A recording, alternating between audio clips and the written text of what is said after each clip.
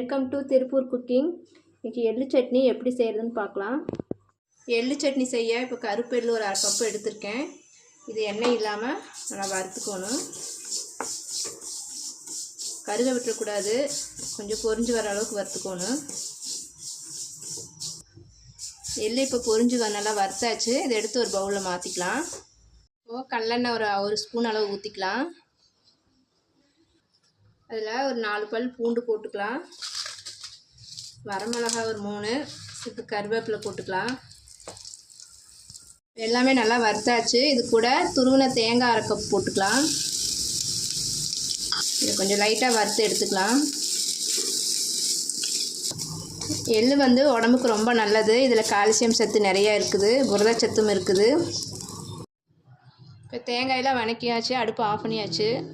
இது கூட நம்ம முன்னாடியே வறுத்து வச்சோம்ல அந்த எள்ளை போட்டுக்கலாம். புளி சிறிதளவு போட்டுக்கலாம். கல்லுப்பு ஒரு 1/2 ஸ்பூன் போட்டுக்கிறேன். இது எல்லாத்தையும் நைஸாக அரைச்சிக்கலாம். இப்போ ரெடி ஆயிடுச்சு. கருப்பு எள்ளில் இந்த மாதிரி சட்னி செஞ்சு கொடுங்க குழந்தைகளுக்கு, நல்லா ஆரோக்கியமானது.